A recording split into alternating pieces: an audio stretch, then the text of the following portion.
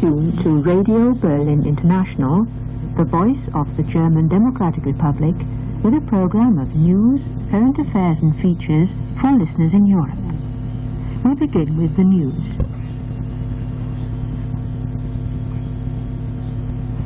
First, the headlines. The United States has established first contacts with its allies and the Soviet Union to discuss possible United Nations military action against Iraq. At the conclusion of the World Summit for Children in New York, 71 heads of state and government have undertaken to increase aid for suffering children, in particular in developing countries. Germany is being given back its full sovereignty by the four victorious Allied powers of the Second World War today. And now the news in detail. The United States has established first contacts with its allies and the Soviet Union to discuss possible United Nations military action against Iraq. According to reports from New York, a resolution is being considered that would allow operations to push Iraqi troops out of Kuwait by force. Saudi Arabia continues to believe in a peaceful solution to the conflict. Addressing journalists, Defense Minister Prince Sultan Abdulaziz said there was no reason why Iraq should not withdraw from Kuwait. President Saddam Hussein also had withdrawn his troops from Iran after the Gulf War. The Saudi Defense Minister emphatically opposed any active Israeli involvement in the Gulf crisis, saying the Arab countries were able to defend themselves. It was also the aim of the Western military presence in the Gulf to avoid bloodshed through deterrence. At the conclusion of the World Summit for Children in New York, 71 heads of state and government have undertaken to increase aid for suffering children, in particular in developing countries. They signed a 10-point program which provides for national and international aid measures, including an improvement in prenatal care, a reduction in infant mortality, and the promotion of family planning. Hunger and illiteracy are to be combated, and children are to be protected from war. Germany is being given back its full sovereignty by the four victorious Allied powers of the Second World War today. A declaration suspending Allied special rights is to be signed immediately prior to the opening of the CSCE Foreign Ministers Conference in New York. The two German states will also sign the document. However, the declaration is expected to come into force only in a few months' time following ratification. The larger Congress of the Christian Democratic Union parties in the two parts of Germany begins in Hamburg today. West German Chancellor Helmut Kohl is to be elected first all-German party chairman. Earlier today, Helmut Kohl addressed the party Congress of the West German Christian Democratic Union Party, also in Hamburg. He described the unification treaty between the two Germanys as the beginning of a unique experiment in history. The transition from a planned centralized to a social market economy was unprecedented. He said the unification treaty created the basis for a process in which the two parts of Germany would grow together again. However, it was clear that the full economic, social and legal integration of the former GDR in the united Germany would involve a great deal of work. Regarding the future foreign policy, Helmut Kohl reaffirmed his position that the united Germany would never be a threat to other nations, but a win for Europe. The chairmen of the Jewish communities in Germany have expressed a lack of understanding for the West German government's decision to close the country's borders to Soviet Jews. They said that in view of Germany's past, the right of such refugees to settle in Germany ought to be a matter of course in all German states.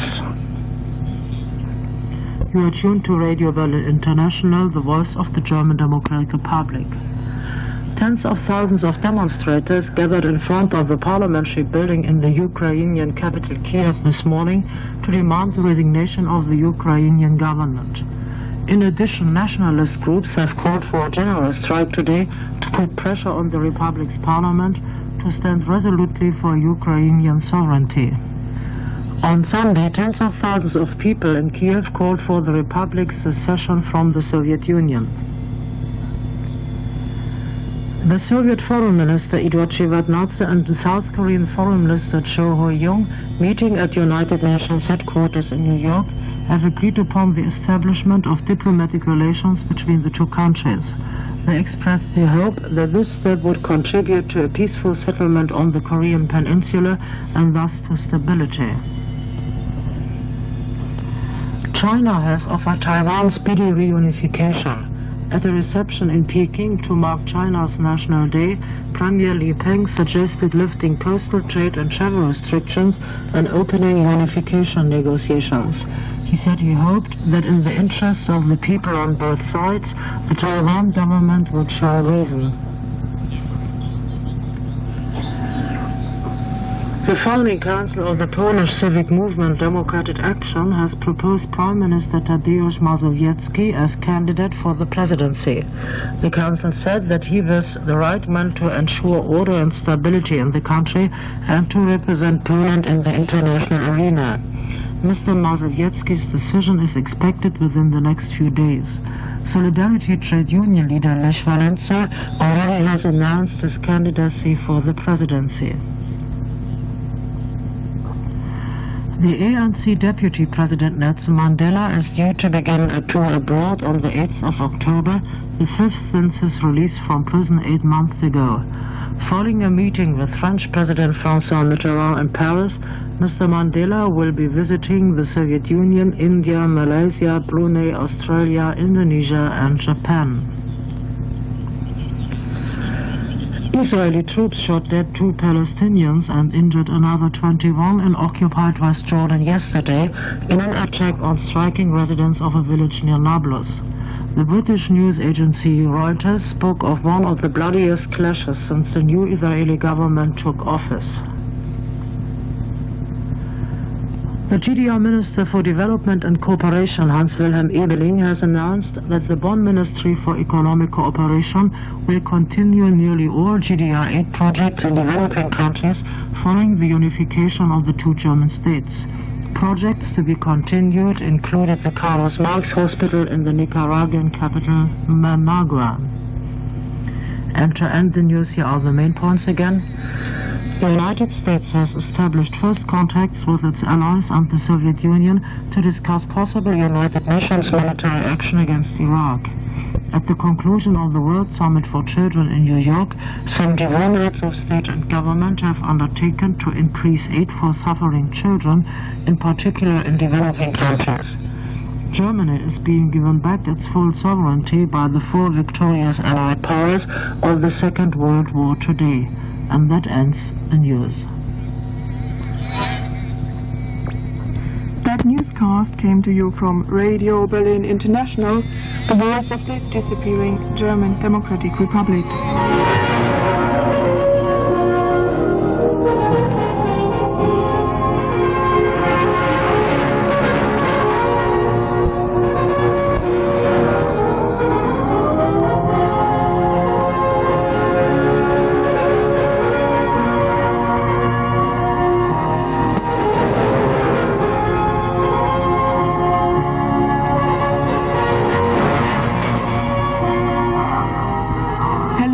Welcome to the Squadron RBI program.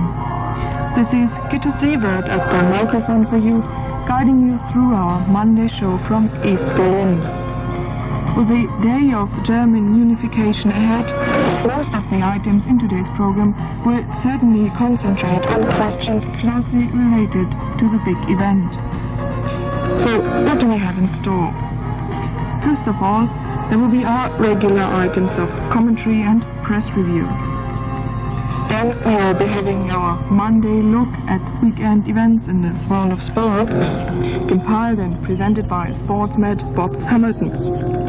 And as all the fans and friends of DXing among you certainly know, it will also be time for The Extra, the very last edition here on Radio Berlin International. So why not stay tuned for the next 40 or so minutes?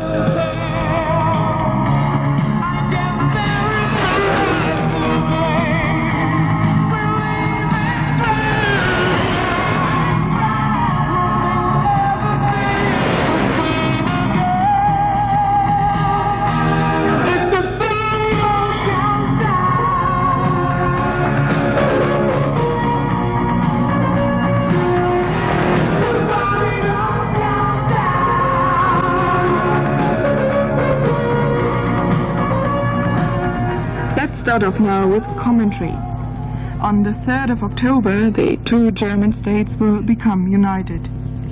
What was the role of the Soviet Union in the unification process? How does it look upon the united and powerful Germany? Here is Ursula Rieger to present today's commentary, which was written by Hardy Graupner. It's just over 2 weeks ago that the foreign ministers of the four victorious Allied powers of World War II and the representatives of the two German states meeting in Moscow drew the final line under the 2+4 talks. The treaty on the external aspects of German unification, accomplished on October the 3rd, was signed without any pomp or circumstance. There was not even a seemingly obligatory applause at that moment, at which Germany was given de facto its full sovereignty. The press photographers found it difficult to get pictures of the Soviet president, but it was he, after all, who, with his policy of perestroika about 5 years ago, started the ball rolling, and not only in Europe, but throughout the world. Especially the democratic change in Eastern Europe, including that in the GDR, would have been unthinkable without Mikhail Gorbachev's new thinking. Far-sighted as he is, the Soviet politician could not, however, anticipate developments as they have taken place in 1990. He knew very well that overcoming the split of Germany would, in the final analysis, be illusory without a united Germany. Giving up the GDR as a military alliance within the Warsaw Treaty must have been especially hard for the Soviet side. The only consolation is the certainty that the East-West conflict, as a conflict between social systems of potential enemies, had a war been unleashed, has been overcome. The new Germany is under the obligation, especially towards the Soviet Union, to reduce its armed forces to 370,000 men, to renounce atomic, biological and chemical weapons once and for all, and to accept the borders in Europe laid down under the terms of international law. Considering all the difficulties which are threatening the very existence of the Soviet Union at present, it is quite understandable that that country wants to have a share in the gigantic changes of the present time. Germany seems to be a suitable partner for this. While the United States is no doubt facing an economic recession and most of the Western European countries are concentrating more or less on the preparations for the envisaged European single market, the strong German currency could considerably promote the necessary recovery of the Soviet economy. The basic treaty with the Soviet Union, initiated just recently, provides a basis for long-term German assistance. This document lays down the framework of future contacts between the two countries, reaching far into the next century. Contacts which the Soviet Union has in no such way with any other Western country. A first step is marked by an initial 12,000 million marks, which Bonn has promised, above all for Soviet house building, the withdrawal of Soviet troops from Germany, and the retraining of these troops. A quarter of this sum is given in the form of an interest-free credit, in order to help ailing branches of the Soviet industry to recover. Will this money, as well as the further envisaged cooperation between the Germans and the Soviet Union, help to ensure that Gorbachev's perestroika will at long last have an effect in his own country, if it's not too late for this already? While the losers of the Second World War will be euphoric about unity on October the 3rd, politicians in Moscow will rack their brains as to how the collapse of the formerly victorious power can still be prevented. Commentary here on the English service of Radio Berlin International. As we learn from many of our listeners' letters, our daily look at the German press features prominently on their list of favorite programs. Needless to say that the credit goes to one of our most hard-working press reviewers, Wolfram Berenstein, who has joined me in the studio now with a pile of newspapers. So, Wolfram, please tell us the latest. October is German month. with the two Germanys uniting on Wednesday after more than 40 years of separate development. It's small wonder, then, that inner German subjects take precedent in press comment these days. The decision taken by the Constitutional Court in Karlsruhe to allow the election law for the first all-German elections on the 2nd of December is welcomed by most papers in East and West Germany.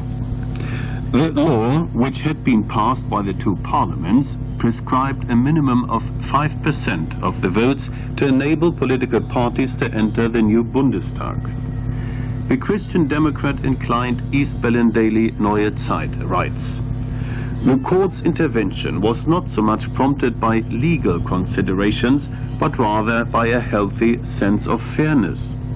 The jurors responded to a claim filed by the smaller political groupings, which felt placed at a disadvantage by the 5% hurdle. Particularly those activists of the civic rights movement who had brought about the political change in the GDR last year will now get their fair chance at the December elections." A quote from Neue Zeit in East Berlin. The liberal paper Der Morgen, also published in East Berlin, deals with the spreading hatred of foreigners in East Germany and comments, "The East Germans are obviously not well prepared to cope with the increasing number of immigrants who look and live differently. For decades, international friendship was ordered from above, an empty phrase which only covered the lack of opportunity to learn more from other nations through personal contact. To protect foreigners against any assault is very urgent. More urgent, however, is to harmonize relations between people, irrespective of their social and ethnic backgrounds. The East Germans have opted for open borders. Now they have to behave accordingly." An opinion expressed by the liberal paper Der Morgen. Preoccupied as they are with domestic problems, the commentators tend to neglect the progress made in European disarmament. A laudable exception is the popular Berliner Zeitung, which hopes for a substantial reduction of conventional forces very soon. The paper observes, "The breakthrough was made by Foreign Ministers Shevardnadze and Baker at the fringes of the UN Assembly. Even if there are still a number of open questions left, at long last there is light at the end of the tunnel.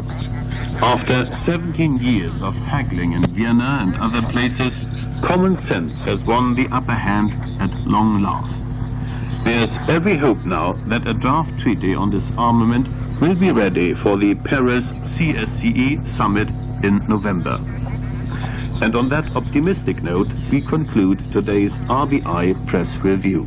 And in case you've only just joined us, let me remind you that you are tuned to Radio Berlin International, the voice of the still existing German Democratic Republic. But before we continue with our next item, let's sit back and listen to some music. I wonder what Mixmaster Steve has chosen for us.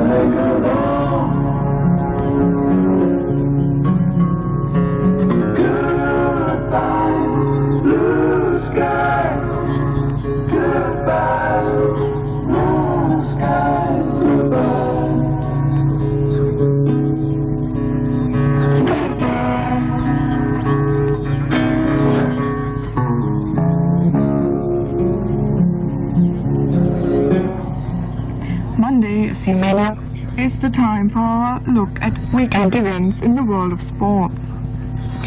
I guess Bob Hamilton will tell you about Sunday's Berlin Marathon, the first one to be held in both parts of the city, by the way. And there is also the Grand Prix tennis tournament in Leipzig. But here is Bob to tell you all about it. Saturday was a bleak day for East German football. The match between Sachsen Leipzig, second in the 14-team First Division, and bottom club Carl Zeiss Jena had to be abandoned after 83 minutes, with Jena 1-0 in the lead. The reason? Large numbers of the home fans, incensed by a number of decisions made by the DDR's World Cup referee in Italy, Siegfried Kirchen, hurled stones, beer cans and whatever else they could lay their hands on onto the pitch, and then finally invaded it.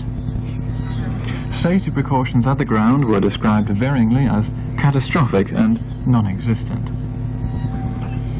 Police had to move in at the end of the game between Frankfurt Oder and Dynamo Dresden as well to sort out the troublemakers. Dresden won this encounter 2-1. Also winning away from home were the league leaders Hansa Rostock. In the match of the day against one of the teams much fancied pre-season as favourites for the title, Chemnitz, formerly Karl-Marxstadt, they emerged as clear-cut 2-0 winners. Rostock now have 10 points from their 6 games, while Sachsen Leipzig, Rot-Weiß Erfurt, who were 3-1 home winners over Energie Cottbus, and Dynamo Dresden all have 7 points apiece. In the other matches on Saturday, Stahl Brandenburg beat Stahl Eisenhüttenstadt 2-1 at home. Lokomotiv Leipzig lost 1-0 away to Berlin FC, formerly Dynamo Berlin, in front of just 750 spectators, while Chemie Halle scored a 2-0 home victory over Magdeburg, last season's vice-champions. Attracting huge crowds of spectators by contrast, they were reckoned at around 1 million along the route, was the Berlin Marathon.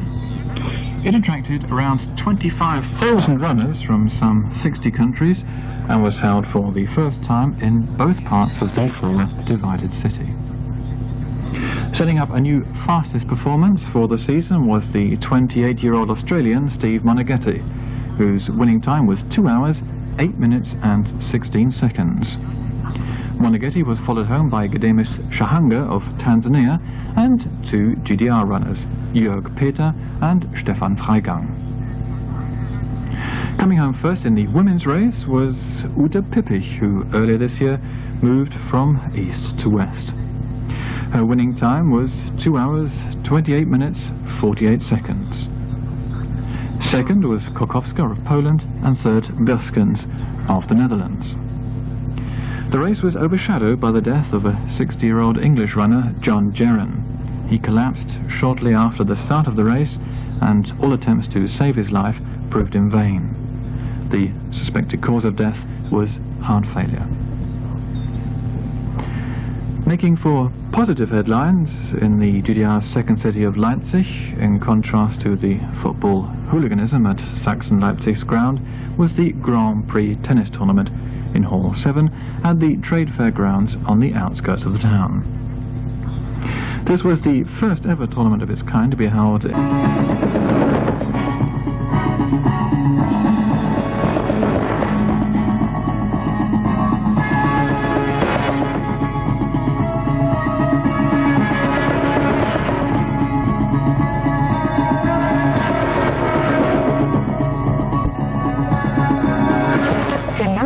near and far. This is Angelika and Hardy. Welcome you to the last edition of The Extra, Here in Radio Berlin International's European and North American service.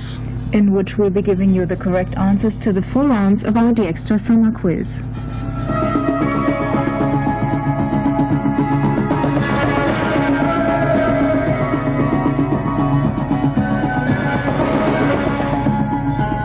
In addition to the quiz results and an explanation of the answers, we'll also be quoting from letters and reports which are still coming in. Many of the last letters have been quoted in Thank You for Writing or in the mailbag program already, but we're still receiving correspondence from regular listeners of long standing and RBIDX Club members, and from those listeners who started tuning in last autumn to follow events here and who got hooked on our program since then. And there are still some first-time writers sending in their reports.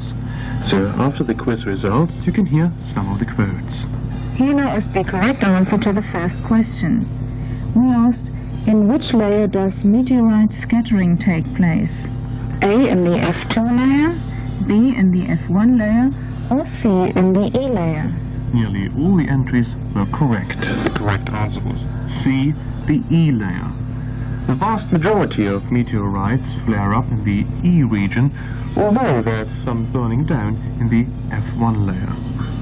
The second question in July was, what are the particles in the ionosphere that bend back, refract radio waves for RDX reception back to the Earth? A. Ions of atmospheric gas molecules and atoms, B. Electrons, or C. Solar protons? This must have been a difficult question, as most of the answers were wrong. Here now is the correct answer. B. Electrons. The mass of the electron is about 2,000 times smaller than that of a proton. That's why radio waves cause the oscillation of the free electrons far more easily than that of ions. In this process, the free electrons become transmitters, sending back to Earth the radio waves that stimulated them. On now to question number 3. We asked, what is the most common type of long-wave transmitting antenna? A. Quarter wave vertical, B. Horizontal inverted L or T antenna, or C. Stacked dipoles. The correct answer is in fact B, horizontal L or T antenna type. Stacked dipoles would lead to an array nobody would be able to materialize apart from financing the array. And now for the fourth and last question. We wanted to know, is a converter, which on principle is a center for mixing and an oscillator stage, a device to A. Improve the receiver's sensitivity, B. Add a new frequency range to the receiver, or C. Increase the receiver's susceptibility to cross-modulation? In fact, a converter adds a new frequency range to the receiver, enhancing its scope so that the shortwave receiver will be able to receive VHF and even UHF. Actually, that was a trick question, because in addition, a converter can help also to reduce the receiver's susceptibility to cross-modulation. So the answer is far more B and less C. But this question can't have been too difficult because nearly all the entries were correct. Well done. I'm sure you've all kept notes of your entries, so if you've answered all 4 questions, the pattern should have been C, B, B, B. And now it's over to some quotes from letters we received in the past few days. The first comes from Mike Stiles of Birmingham in England, whose name may be familiar to you, as he's been quoted many times in our programs with his many comments and interesting questions. Here is what Mike wrote. There's much sadness in my heart as I write my very last letter to you. I began listening to RBI way back in 1984, and I never thought that one day I'd be writing about or commenting on the demise and eventual closure of your fine radio station. I shall miss your interesting programs and friendly announcers very, very much. RBI is to be swept away, along with many other things which one associates with GDRs. Everything will disappear, even your well-established and extremely popular DX clubs. No more beautiful QSL cards, no more valuable DX tips and information, no more enjoyable and interesting DXtra summer quizzes. It's like a bombshell for all enthusiastic DX Club members like myself. And Mike continues in his letter, I've gleaned so much information about technical matters from your DX programs, enabling me to participate in your summer quizzes. Thanks to those excellent programs, I'm now quite knowledgeable about many aspects of the wonderful world of shortwave radio. I hope I won't forget what I've learned about the ionosphere, meteorite scattering, sideband splash, propagation, etc., with the disappearance of this most informative slot for DXers. Now we could go on quoting from your moving letter, Mike, but we'd like to include some more listeners in this last DXtra program. By the way, many of the technical problems raised by our listeners were a bit beyond us, as you can imagine, but we always had a great help in Wolfhest, Yankee 31 November Oscar, our DX editor, so that we were able to cope with some tricky questions too. And here now is a quote from one of the few YLs and XYLs, and she is Caroline Ford of Breaktown, Cumberside in England. She wrote, I've been an occasional listener to RBI for several years, and a regular listener since the changes got underway in your country. Your 1545 or 1745 broadcasts have become a way of life for me over recent months, and I will miss you very much when you are no longer there. I would regard RBI as the friendliest and definitely one of the most well-balanced radio stations on the air. I can appreciate that it has been often difficult for you over the last year to keep us informed about the rapidly changing and complicated situation in your country, but I think you've done a really excellent job. Your broadcasts have not only been informative but also entertaining, thought-provoking and sincere. I've especially enjoyed your commentaries and the Wednesday feature Viewpoint for these qualities. It must be a very worrying time for all the staff of RBI, as it seems that the vast majority of you will soon be out of work. Having been made redundant myself last year, I can sympathize with you and understand how you must be feeling. Thank you for those kind remarks, Caroline. Many listeners have written in a similar way, and it was very difficult to select the quotes.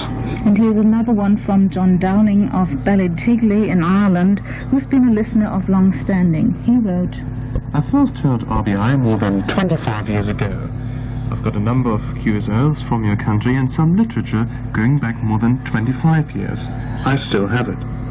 It will be strange not to hear RBI. I would like to see an overseas station with some English broadcasts dealing specifically with the situation in what will soon be the former German Democratic Republic. From Ireland, it's goodbye, and I look forward to receiving your QSL card and any other literature you might wish to send me. I would like to have some mementos of your station. And Charles Territo of Bridgewater in New Jersey in the United States has a similar request. He wrote, I have been an RBI listener for over 30 years, and I'm saddened at the prospect that RBI may soon end its broadcasts with reunification. I hope that you send me as many different QSL cards as possible so that I have many remembrances of RBI. We'll see what we can do for you, and this goes, of course, for everybody else who send us their reception reports. And the final quote is from a letter we received from RBI DX Club member Bill Courage of Ontario, New York in the United States. He sent his letter and 16 reports by DHL Worldwide Express to make sure it reaches us while we're still on the air. And it arrived after just 2 days. Here are some excerpts from Bill's letter. It is with tremendous sadness that I send this note to you. Over the last several months that I've been avidly listening to the shortwave radio again, I have truly enjoyed every broadcast that you have aired. I looked forward to hearing your signature tune each evening, knowing your broadcast would soon follow. I always found your broadcasts warm, friendly, informative, well prepared, well delivered, and a pleasure to listen to. You always took the time to answer your listeners' questions honestly and straightforward. Your news was timely and objective. Your musical selections were light, lively, entertaining, and enjoyable. Your commentaries were thought-provoking and interesting. I also enjoyed your press reviews. With so much happening in Germany and the rest of the world of late, it is very important to hear how people around the world view these events. You put a lot of information and entertainment into your 45-minute program. And Bill continued in his letter, even though RBI is a major international broadcaster, your announcers have always maintained a warm and personal touch with your listeners. RBI seems like a hometown station, which I enjoyed. Certainly, without any doubt, the RBI DX Club is unique in all the world. This was my favorite feature of your station. From this program, I learned more about shortwave listening than from any other source. Other broadcasters may try, but your club will never be duplicated. What can we say in view of all this praise? It's good to know that our programs have been appreciated so much, so that all the effort we put in has been worthwhile. And one final remark to Bill Courage, your first and last diploma, the age 50 RBI, has been awarded to you and is in the post for you. So all we can say now to all of you wishing us well in your last letters and even in New Year's cards is thank you for being faithful listeners and DX Club members and for contributing to the success of our DX programs. So we'll say goodbye with the typical DX's greetings. Best DX, 55, much success. 72 peace, 73 from Hardy, and 88 from Angelica.